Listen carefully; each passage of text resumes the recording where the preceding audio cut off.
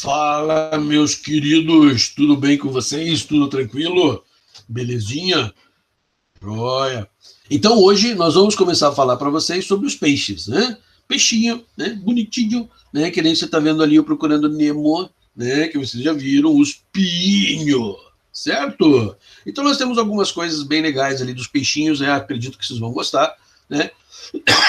Um grupinho mais evoluído que a gente vai começar agora, tá? Primeira coisa, né? Nós temos hoje uma classificação dos peixes que, como a gente segue aí internacional, que considera os peixes como uma superclasse Pisces, tá? É Pisces mesmo, tá? Então, veja, alguns autores não consideram como superclasse. Pode ser que apareça classe, tá? Então, tá lá fazendo um vestibulo, vai lá fazer o Enem e aparece lá classe peixe. Tá errado, nem vou responder essa questão, porque o cara já pôs denunciado que é classe e o professor falou que é superclasse. Claro que não, né? Se ele falar classe, aceite, porque ele segue o quê? Uma outra classificação. Tá certo? O certo seria superclasse peixes. Mas se ele falar classe peixe, tranquilo, faz de conta que você não sabe de nada, porque você não vai perder uma questão, porque o cara que fez segue um outro sistema lá, né? Então, cuidado! E dentro dessa superclasse dos piinho, o que nós temos? Os peixes, os teiqutis, né? Que são os peixes ósseos, também chamado, ou teleósteo. Então, tem três nomes que você tem que lembrar. Osteicti, né, ósseo e teleósteo. Tudo isso significa o quê? Peixe ósseo. Tá? Então, ninguém vai errar uma questão por causa disso. Então, não esqueçam. Três nomezinhos lá. E existe a classe dos condrictis, também chamados de seláquios ou elasnobrânquio. Nossa, professor, isso parece uns palavrão, eu nunca vou guardar isso. Claro que vai, olhe, osteitis de ossos. Ó, aqui nós temos uma divisãozinha aqui, né, nos desenhos aqui, mostrando para nós que nos cartilaginosos a gente tem o tubarão, as arraias, eu prefiro chamar arraia, né? O pessoal também costuma chamar de raia. Raia ou arraia, tá?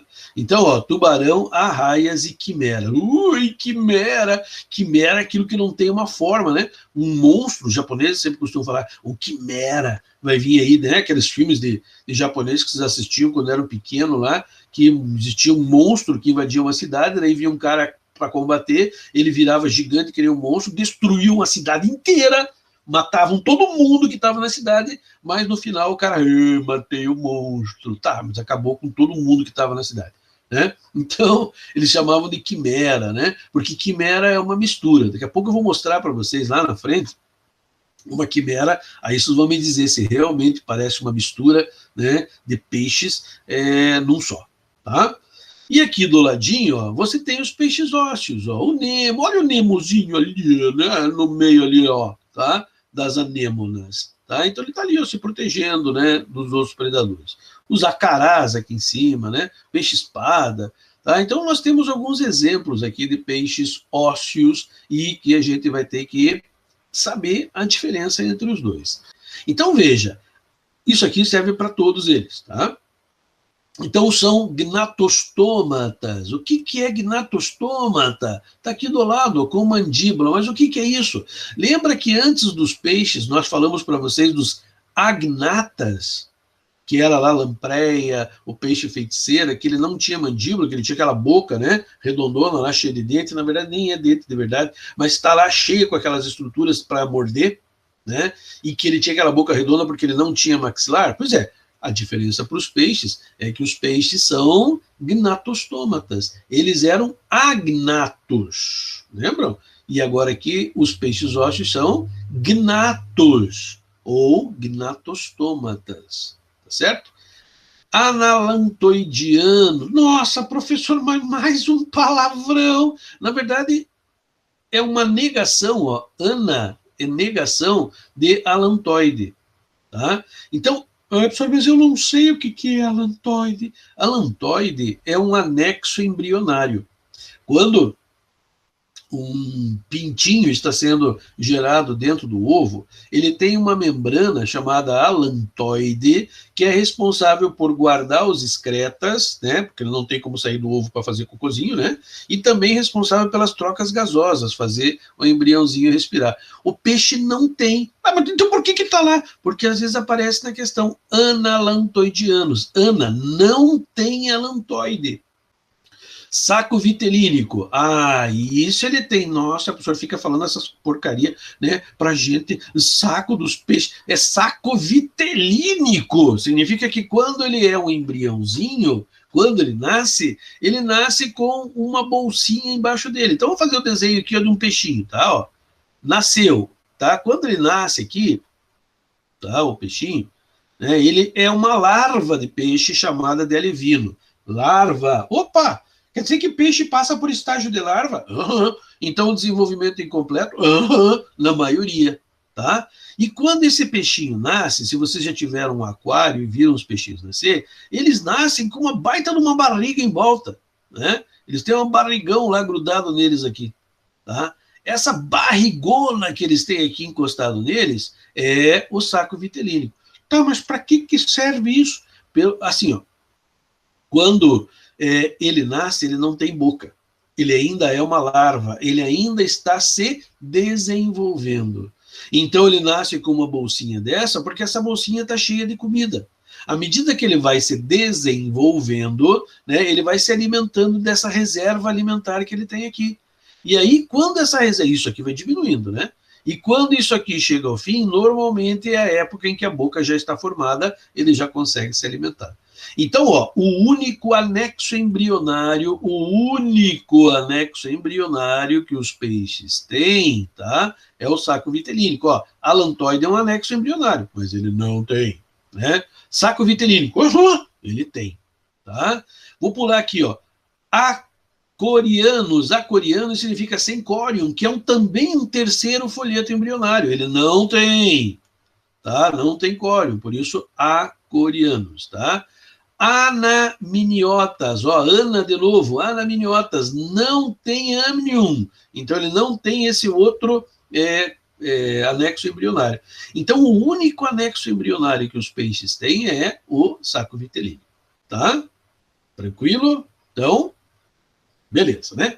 Só que essa bolsinha aqui, ó, ela tá aqui antes mesmo do peixinho nascer. Essa bolsinha tá aqui, ó, no ovinho do peixe. Por isso, como tem um ovo cheio de alimento, esse ovo recebe uma classificação biológica chamada de ovo telolécito completo. Ó, lécito, lembra? Ó? Vitelo ou lécito. Então, ovo telolécito completo, ou seja, muito lécito, tanto que ele recebe o nome também de megalécito. Nossa, professor, é cheio de nome essas coisas, como é que a gente vai lembrar? Estudando devagar, fazendo resumo, fazendo anotação, né? Quem assiste aula com papelzinho do lado e vai fazendo as anotações, não deixa não, isso vai ficar gravado, depois quando eu precisar, eu assisto. Tá pisando na bola, tá? Vai ter 2 trabalhos, você está assistindo a aula, e aí vai ter que voltar para assistir de novo na hora de estudar, aproveita para estudar e embalar aí, né? Tá vendo aqui, já vai, ó, anotando, fazendo anotação, grifando, né? Então vai lá fazendo o que precisa aí para você aprender, tá? Aprende, ó, a melhor coisa, aprender enquanto a gente tá fresquinho na cabeça, a gente tá explicando. Aí é só revisar. Que mais? Então, ó, ovo telolécito completo significa que tem muito lécito, muita comida. O ovo dele é assim, ó, tá aqui o ovinho, ó, né? E ele tá cheio de lécito, tá? Cheio de lécito lá dentro, cheio de comida, tá? Mas, professor, por que isso? Tá, ele já falou que ele não tinha boca, mas por que o ovo é assim? Porque vocês já viram como é que é a reprodução dos peixinhos? Normalmente quem teve aquário já viu lá o peixinho limpar uma folha ou uma pedra, daí ele põe os ovinhos lá dentro e ele vai embora, né? Os ovinhos ficam ali, alguns pais até ficam cuidando, né, dependendo da espécie, então existe uma diversidade muito grande, mas ele deixou os ovinhos lá, e os ovinhos têm que sobreviver sozinho, né, naquele ambiente. Então tem que ter comida para ir sustentando o embriãozinho que está se formando lá dentro. Por isso, chamado de ovo telolécito completo. Certo? Todos os peixes são, sem exceção, são ectotérmicos. Ectotérmico é a mesma coisa que pecilotérmico. Você sempre me ouve falar muito em pecilotérmico, né? É que é o termo que a gente está mais acostumado a falar, esse ser é pecilotérmico, esse aqui é pecilotérmico, mas existe um sinônimo para pecilotérmico, que é ectotérmico. Né? Temperatura é igual à temperatura do ambiente. Se a temperatura do ambiente varia, varia também a temperatura interna do peixinho. Hidrodinâmica significa uma forma fusiforme. É aquela forma que o peixinho tem que melhor o adapta ao ambiente aquático. Ele consegue cortar a água na moleza, né? A evolução do peixinho fez com que a forma dele fosse ficando cada vez melhor para ele cortar a água, certo? E não tem exceções, né? Por exemplo, você pegar um linguado, você vai ver, não, linguado não é igual, né? Os peixes normal, ele é de lado, mas é que ele vive no fundo. E se ele vive no fundo, aquela maneira dele ficar de ladinho é a que melhor lhe proporciona alimento. Aqui nós temos um peixinho. Então veja que a forma dele é uma forma fusiforme. E para se deslocar na água, o peixe usa as nadadeiras ou barbatanas. Barbatana, né, normalmente, nossa, olha uma barbatana de um tubarão. Na verdade é a mesma coisa que nadadeira. A nadadeira ou barbatana. E a gente tem aqui uma classificação, né, das barbatanas. Então nós temos, né, as nadadeiras ou barbatanas ímpares, olha ali em cima, ímpares, e as nadadeiras pares. Então aqui, ímpar, aqui par. Ímpar, nós temos a dorsal, que é essa que vocês estão vendo aqui, né? Ó, dorsal é ímpar, tem uma só. Caudal, que é essa aqui, tá? Ó, caudal da cauda é uma só. Ah, mas não é duas ali, professor? Tá? Não, é uma, tá? Só que tem um desenho aqui como se fosse dividida, mas é uma, tá? Pode ver que os rainhos aqui, ó, saem sempre do mesmo localzinho aqui, tá? Tranquilo? E a anal, que é essa aqui de baixo, tá? A anal sempre tem o ânus dele aqui, e já é uma dica, ó, para vocês, né? Se tem uma barbatana anal, é porque tem ânus. E se tem ânus, não tem cloaca. Então, no caso do peixinho aqui ósseo, ó, que é o desenho que vocês estão vendo aqui, né, do peixe ósseo, ele tem ânus. Então, ele tem a barbatana anal aqui, ó, tá vendo? E as ímpares, aquela que tem número de 2. Então, nós temos a pélvica, tá, que é essa aqui, ó, essa aqui é a pélvica, que é aquela que fica embaixo do peixinho. Alguns peixes têm ela lobada, na forma de um lobo, e ele usa, inclusive, para andar, né, no fundo do oceano ou no fundo dos rios, etc. Nós temos, a pélvica também é chamada abdominal, né? Porque fica na parte de baixo aqui do abdômen do peixe. Nós temos a peitoral, que é essa aqui, número par também, tem uma para o lado de cá, uma para o lado de lá. Também conhecida como torácica. Essas são as nadadeiras. Tranquilo? Agora, existe uma classificação quanto à última nadadeira. Essa é uma maneira de você diferenciar, inclusive, peixe ósseo de peixe cartilaginoso. Por isso ele é bastante cobrada, né? Então, ó, nós temos 3 tipos básicos de nadadeira caudal, tá? Ou ela é dificerca, quando ela tem esse aspecto aqui, ó, veja que ela afila, tá? Afila aqui, ó. E você tem a coluna vertebral aqui, bem aqui no meio, ó. Então, ela né, você conseguiria cortar ela em 2 partes iguais, então, né? E isso é característico, gente, de peixe dipnóico. A piramboia, que existe na Amazônia, aquela que a bexiga natatória foi transformada em pulmão, um peixe que consegue respirar fora d'água, tá? A nadadeira dela termina assim, ó. Certo? O selacanto, que é um peixe muito antigo, que provavelmente deu origem a os anfíbios, por exemplo, ele também tem a cauda dessa forma aqui, tá? Já, por exemplo, o tubarão, né, um peixe cartilaginoso, vai ter sempre a nadadeira heterocerca. Pode ser maior, pode ser menor, mas vai ser heterocerca. Hétero por quê? Porque ela tem a forma diferente. Ó. Essa aqui é maior que essa aqui. Né?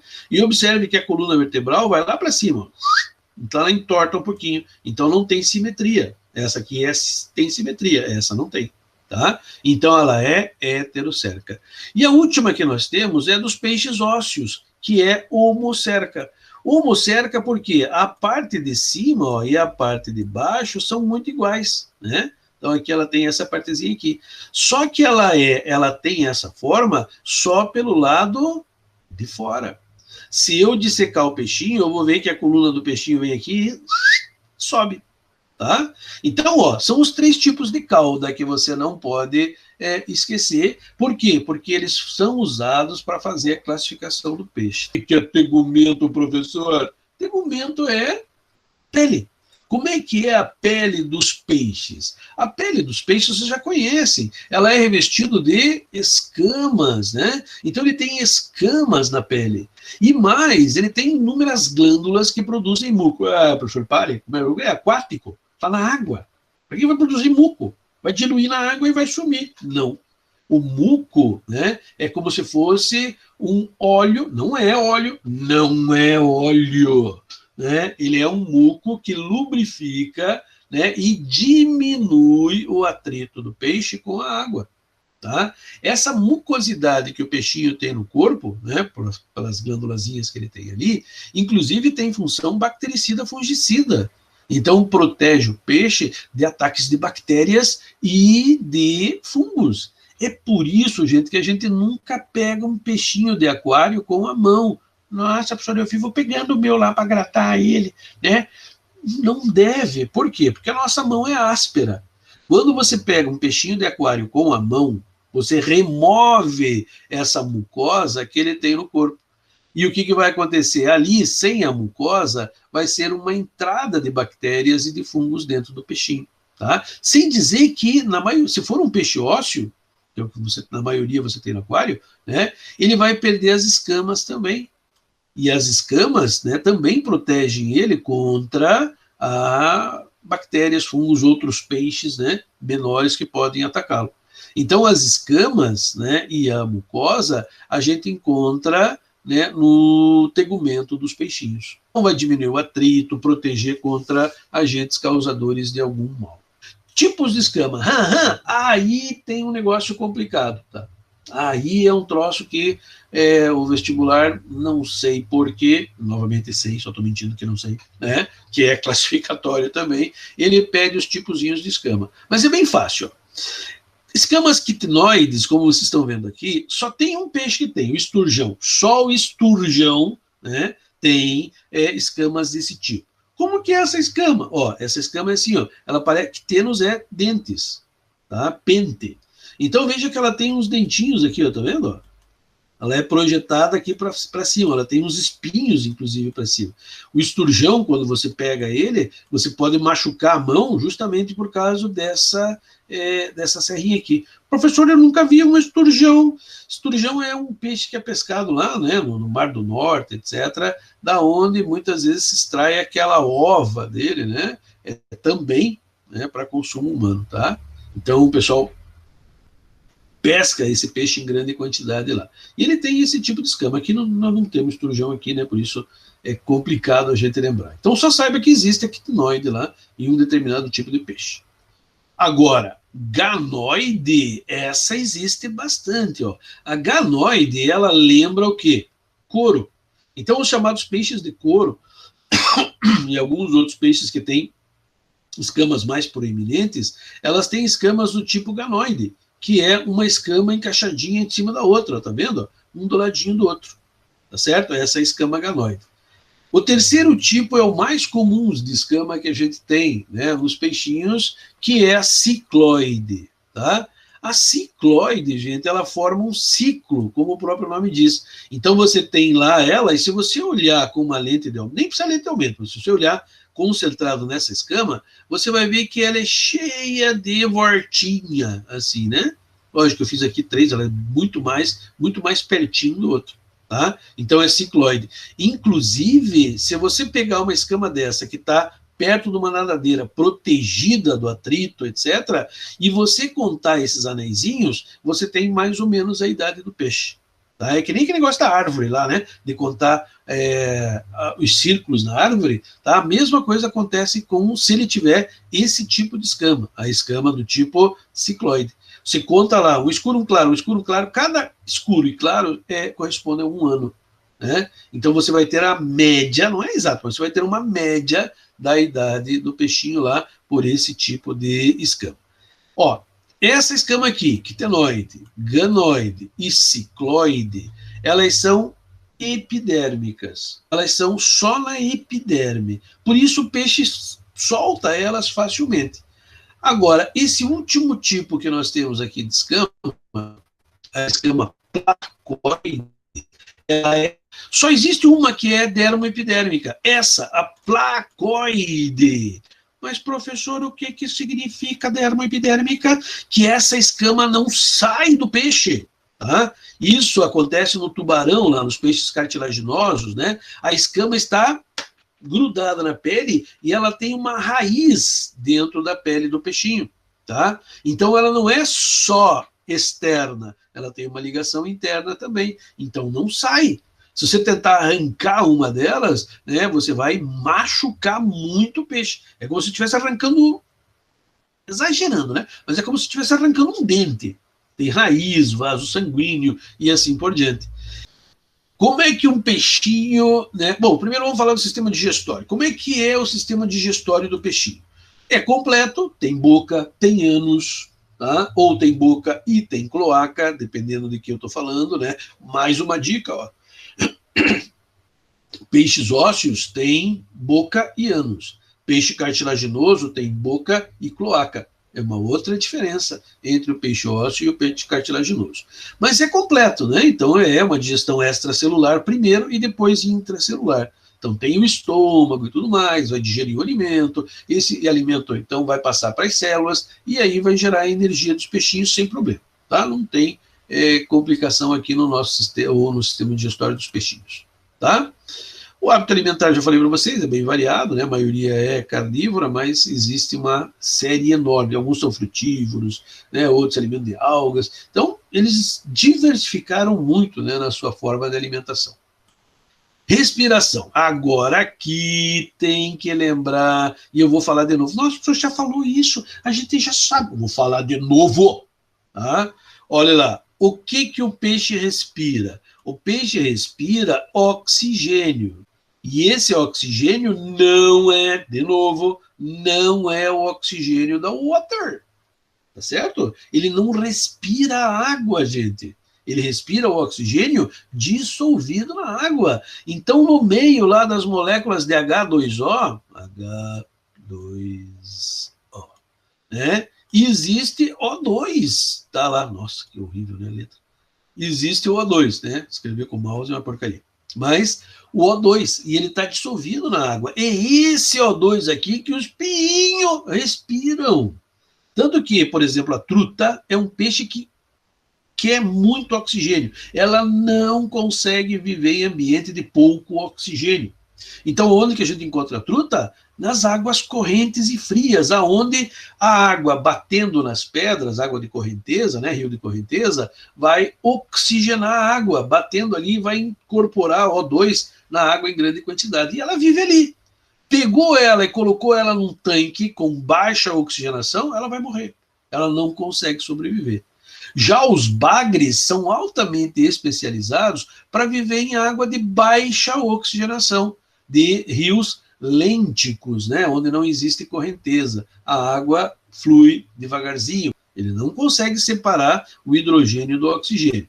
É por isso que o desenho aqui, ó, fotografiazinha, está mostrando para vocês, está entrando água e está entrando oxigênio. O oxigênio dissolvido está sendo usado pelo peixe e a água está saindo aqui pelas guelras, que é essa estrutura que vocês estão vendo aqui.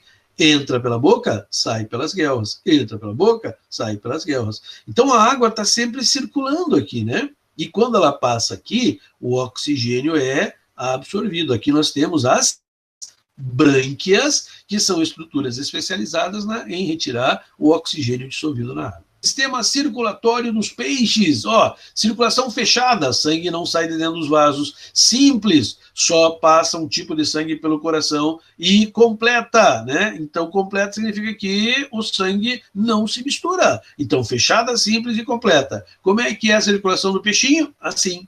Olha aqui o coração para a gente terminar. Ó. Coração dividido em duas cavidades, um ventrículo, uma aurícula e um ventrículo. No coração do peixe, não pode esquecer nunca, só passa sangue venoso. Então, como é que funciona? Assim, ó, sangue pobre em oxigênio sai do coração, vem aqui, vai lá nas brânquias, é oxigenado, e aí sai para o resto do corpo, ó. Vai para todo o resto do corpo. E à medida que vai usando o oxigênio, ele vai ficando venoso novamente. E quando ele volta ao coração, ele volta venoso. Ou seja, no coração dos peixes, só passa sangue venoso, não pode esquecer, tá? Uma aurícula, um ventrículo, só passa sangue venoso. Tranquilo? Beleza? É um coração bem simples, né? Tanto que às vezes você pega um peixe lá, começa a limpar o peixe que estava ainda vivo, né? Ou morreu um pouquinho antes de você limpar, e o coração ainda está pulsando lá dentro. Você corta o coração, tira e ele continua pulsando fora do corpo do peixe, né? Então, um coração muito simples, com duas cavidadezinhas só. Beleza? Dúvidas? Se não tem dúvida, até daqui a pouco de novo, Tigradinha.